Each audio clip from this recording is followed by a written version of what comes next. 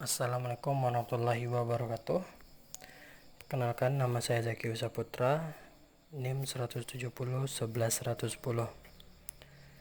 Berikut saya akan menjelaskan mengenai tugas yang diberikan dari Ibu Dr. Herniwanti SPD Kim MS, yaitu pencemaran limbah industri atau domestik di sekitar tempat tinggal Anda.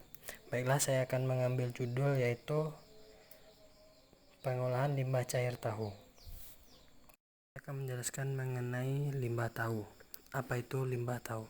Limbah tahu adalah limbah yang berasal dari buangan atau sisa pengolahan kedelai menjadi tahu yang terbuang karena tidak terbentuk dengan baik menjadi tahu sehingga tidak dapat dikonsumsi. Limbah cair merupakan bagian terbesar dari dan berpotensi mencemari lingkungan. Limbah ini terjadi karena adanya sisa tahu yang tidak mengumpal, potongan tahu yang hancur karena proses pengumpalan yang tidak sempurna. Proses ini dinamakan dengan proses sortasi. Akibat limbah cair, yang pertama, kerusakan lingkungan hidup.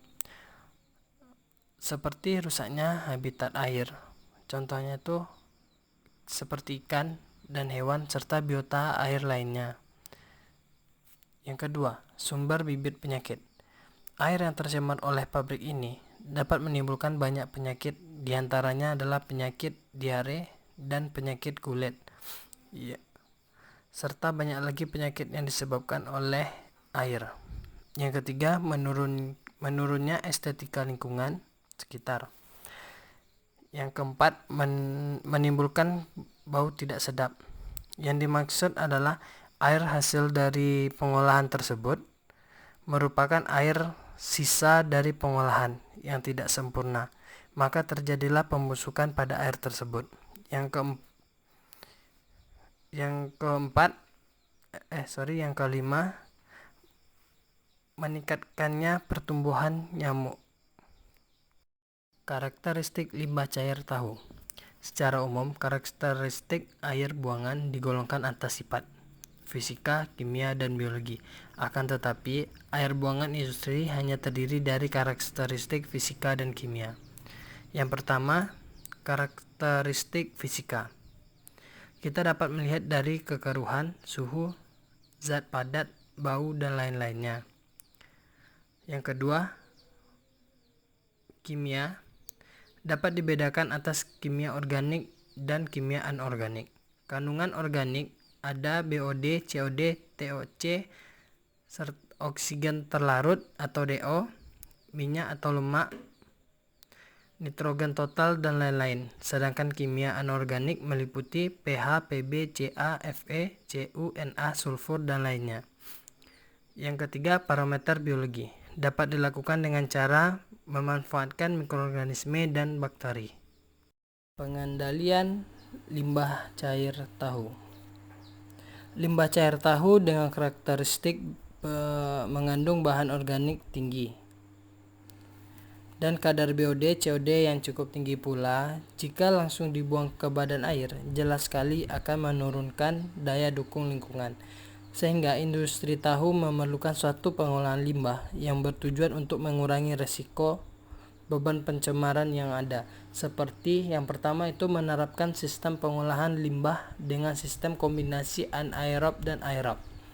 Teknologi pengolahan limbah tahu yang ada saat ini pada umumnya berupa pengolahan limbah dengan sistem anaerob.